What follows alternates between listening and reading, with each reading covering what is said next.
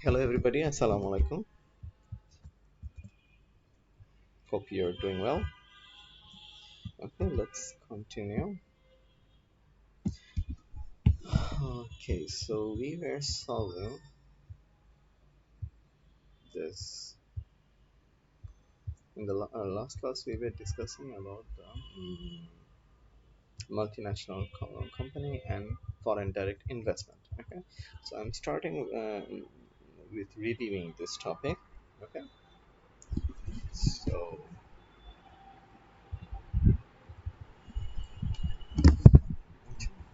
let me know if you're facing any problems. Okay, so what was multinational company? So these were large firms, which were which are what selling in multiple countries, and also they have operation facilities, so that operation facilities in multiple countries. Okay?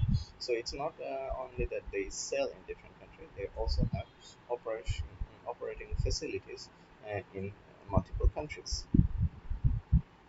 Okay. Next, we have the reasons for multinational company, why they're existing in the market. Okay, so one of the main reason is economies of scale. Okay, so they produce in large quantity and they sell to all over the world, right? So as a result, they need to produce in large quantity. So this large quantity helps them to achieve economies of scale, which will eventually reduce their average cost and improve their profit. Next is marketing. So marketing, it means that they have a very strong brand. Usually, they have they own lots of strong brands. So this is a very good way to gain advantage in many countries. Then next we have technical and financial superiority. So they have huge amount of money, and they also have huge amount of um, what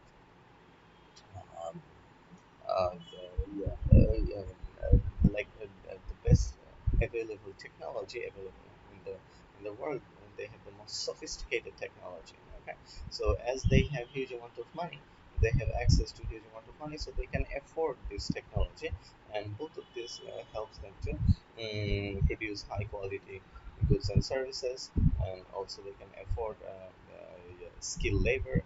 Okay, and they can access resources from all over the world. Okay. Next, we talked about the foreign direct investments, so which means that foreign direct investment means that that the money is getting into your country, okay, for business purposes. Okay, from another country, money is entering, and it's the purpose was what business purpose, definitely. Okay, so this is another a very good thing for any country, and multinational companies an example of foreign direct investment. They're bringing foreign currency and currency money and lots of other things into your country, right? Okay, next, what's happening that government's action to attract FDI. So government is doing what they are produce they are the government knows that it's a very good thing for the country. So what they're doing, they're offering many kinds of attractive proposals to the foreign companies. Okay, so how and this kind of help to the companies from the government, so that they come to the country. Next, we have low interest loans. So low interest loan means that they have they get when the government provides loan to those companies to bring money into the country and do business. Okay, so it's like a help to the company. Okay. Next, we have the government lifts restriction and relax regulations to make it easier for foreign firms to invest. Okay, so the government tried to make exceptions for those companies. And also they can change the rules and regulations so that they can attract the um, foreign firms. Next, we have they also government also invest in the infrastructure, like roads and bridges or any other infrastructures that will be helpful for those foreign firms. You can see also you will find that the government is investing in education. Okay, this is also an attractive thing for the foreign companies, so they'll get access to skilled labor. Okay. Next, we have the benefits of FDI. This is an important question. So, why government is trying to attract FDI into the market? So, we have job creation. This kind of activity is creating job into the market. So, this will help the firm will help the government to solve the unemployment problem. And next, we have a rise in income because as the job is being created, so they will help you to increase the income, and as a result, the standard of living of the people of the country will rise. And then government's tax revenue increases because many people will be earning, and also people will be earning because of the employment. So as a result, government will be getting more tax revenues. And then we have rise in export because this multinational company will come to your country and increase production and send it to other countries. Okay, so which will be counted as an export for our country. So it will be good also for our balance of payment situation. Next, we have access to new technology, like yeah, these foreign companies will be bringing the latest technology into our country. So, and this will be beneficial for the whole country.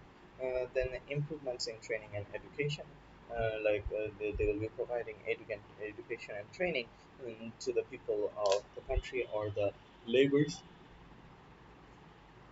so which will ultimately help the whole country. Okay, and another similar term to FDI is development aid, but here the purpose is different. Instead of the business purpose, the purpose is to help another country. Okay. So there are many variety. We have bilateral aid, multilateral aid, grants, loans, tied aid. Okay, so there are different types of development aid available. Okay.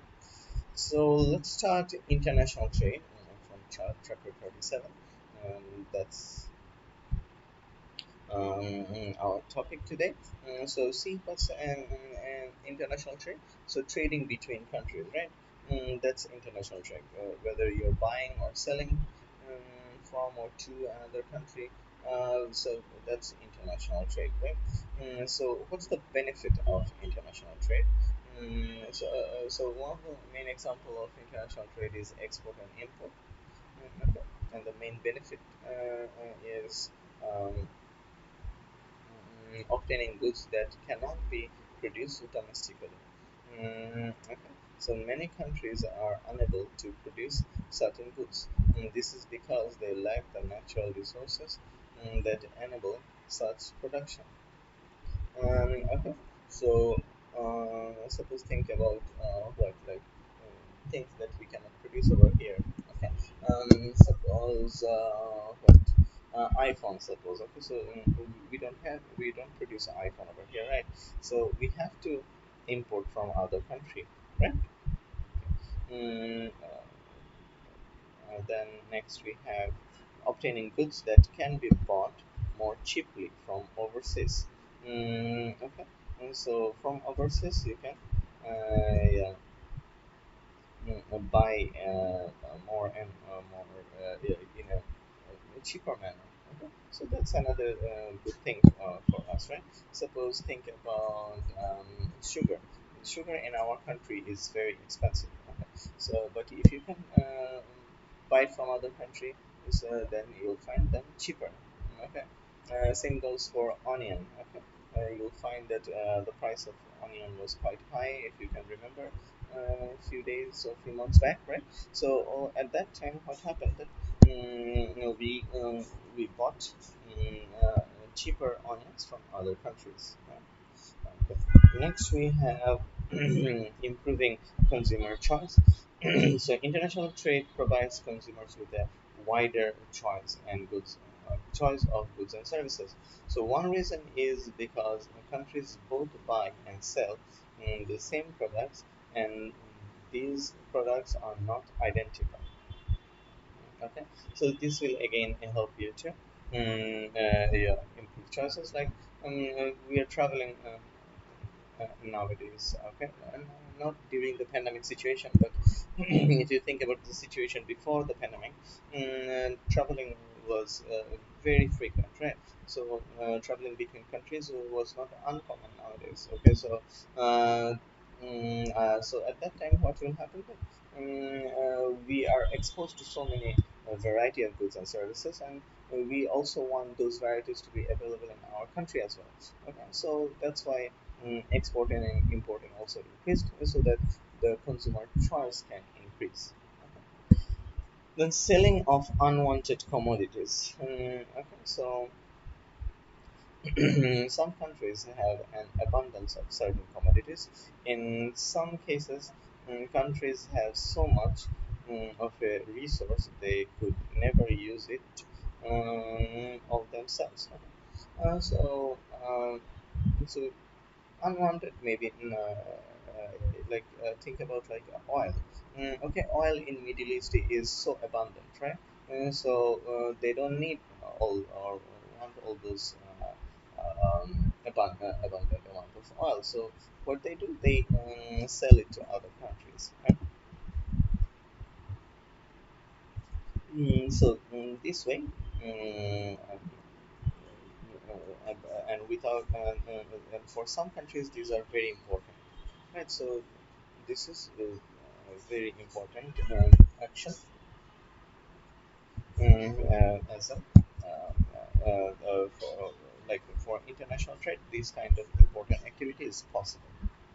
Okay, next we have free trade. This is where the government allows open access to the market in its country. So the government does not place any restriction on the amount of goods coming in. At the same time, it encourages firms to sell goods and services abroad. Okay, so free trade basically means the trading without barriers. Okay, so trading without barriers is very important. Mm,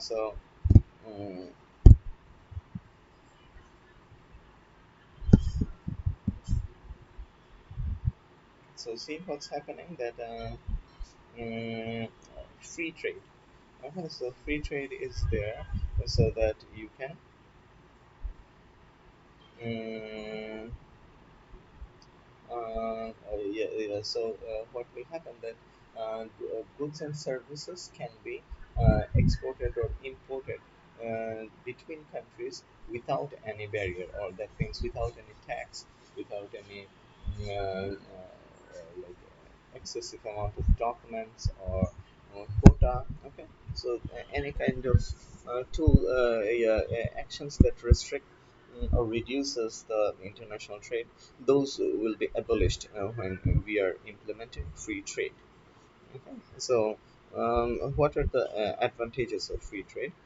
Okay, so before going to that way, you can imagine a situation like in European Union is known as a trading bloc. Okay, we have this topic yeah, in upcoming pages, right? So over that, you learn that in European Union, what's happening that your in European Union, what's happening that countries can trade, and they can trade between themselves without any barrier. Okay, there are no extra amount of tax or a quota or tariff or any kind of government restriction. Okay, they have a mutual understanding between themselves that yeah, they won't charge any. kind of barrier or tax between themselves,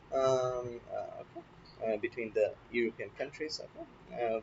And England, Britain recently left the EU. Okay?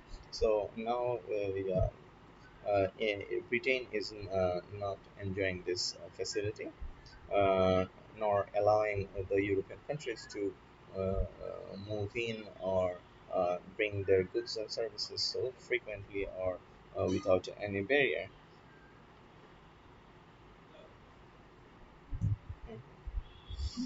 Okay, next we have choice and competition. Okay, so advantages of free trade. See that because of free trade, what's happening?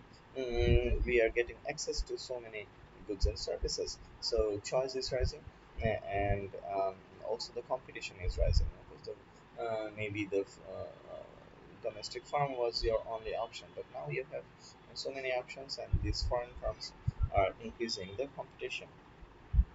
Okay. See, the one of the main benefit of free trade is that consumer get more choice. Free trade often provides competition for domestic producers.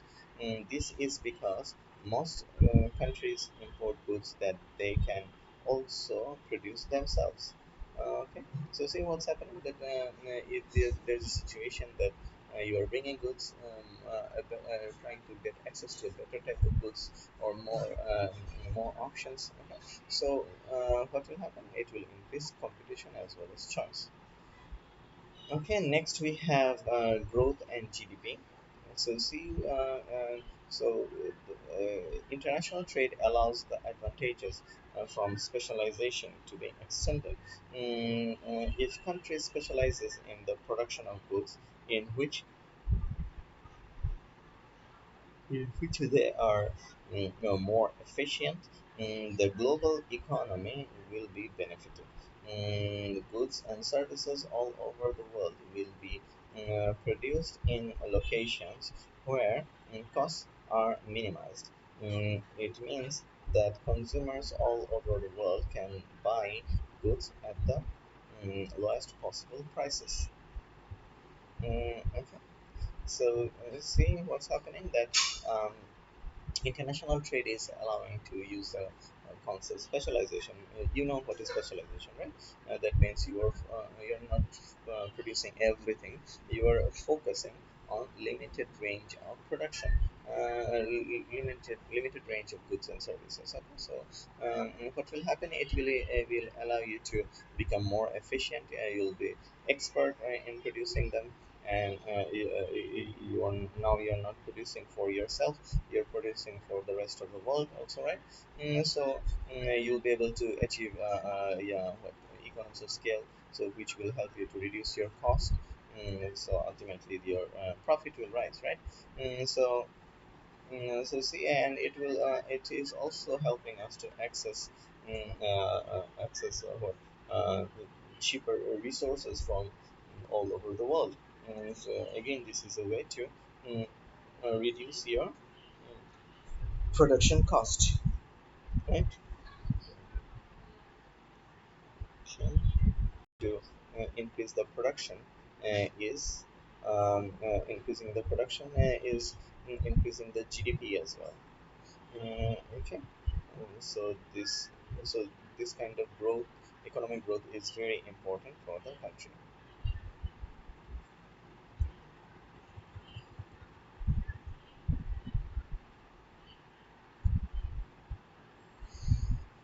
Then we have disadvantages of free trade.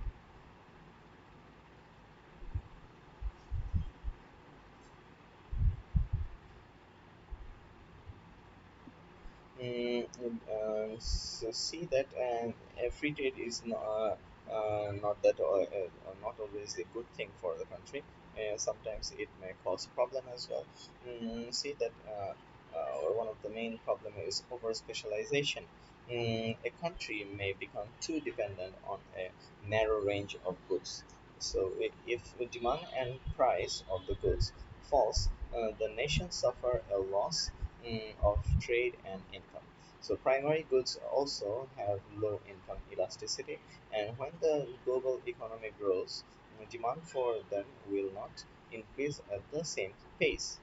And countries need to avoid over specialization and try to diversify in some way. Okay, so see what's happening that in the advantage part we discussed that specialization is an advantage, right? But here we are saying that over specialization is a bad thing. So nothing like over using is good, right? As like you'll suffer because see what's happening that when you're offering this kind of over usage, so what will happen? You may become dependent, right? So think about like suppose think about our country. We are focusing on ready-made garments, right? So we are specialized in producing ready-made garments. So what's happening that if we become over specialized, okay, then it will be a problem, like a sudden change in the world economy, or as or suppose a recession, or suppose the current pandemic situation. This may create a huge problem for us, right? Because during that time the demand will fall, especially if our product is like income elastic. Okay, then we'll be in big trouble. See what happens that during the recession, what happens our income of all the world, or maybe mostly our customers, if their income falls, then they will be buying less. Okay, so our country will be in trouble. Okay, if the overall world yeah, doesn't produce doesn't demand enough clothing, then we'll be in trouble. We won't be able to produce more, and that's a problem because of the over specialization. And hey, it's also creating a dependency, right? And this dependency is also a big problem. Okay, that you are depending on other countries, and they will be giving you orders, and you'll survive based on that. Okay.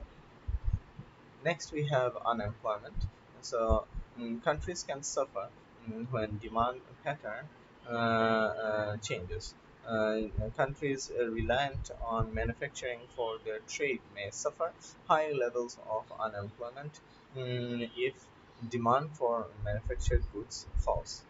Okay, so see what's happening that unemployment is a huge problem because when the demand pattern changes, like you were saying that if a big fall in the garment sector takes place, many people will become unemployed. Okay, so this will be a big problem for the country. And yeah, and this may cause unemployment and falling living standard and many other problems.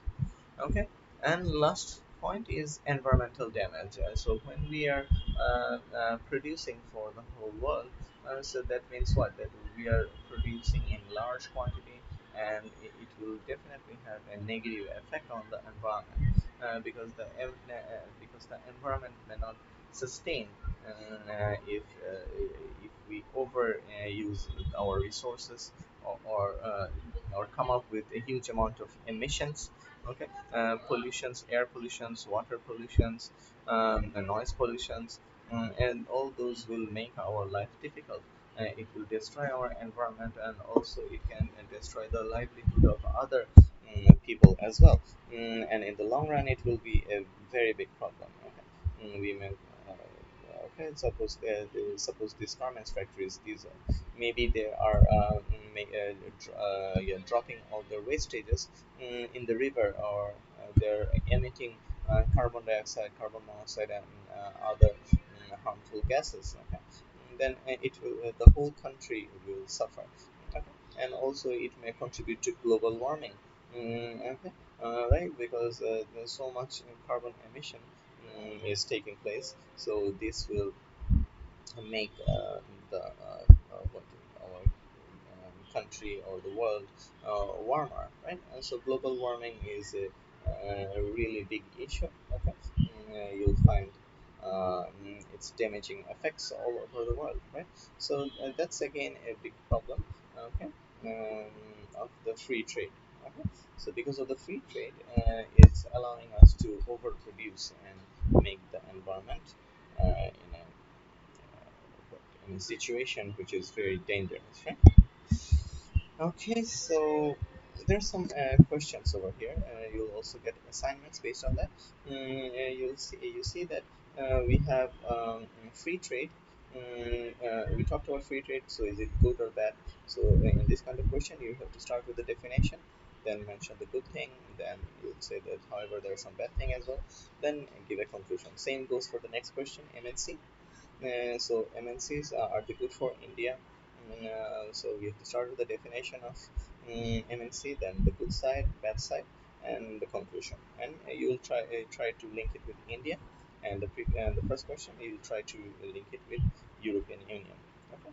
So have a look at the assignment section. You'll get assignment over here. Okay. Thank you everybody. See you in the next class, inshallah. Okay. Thank you.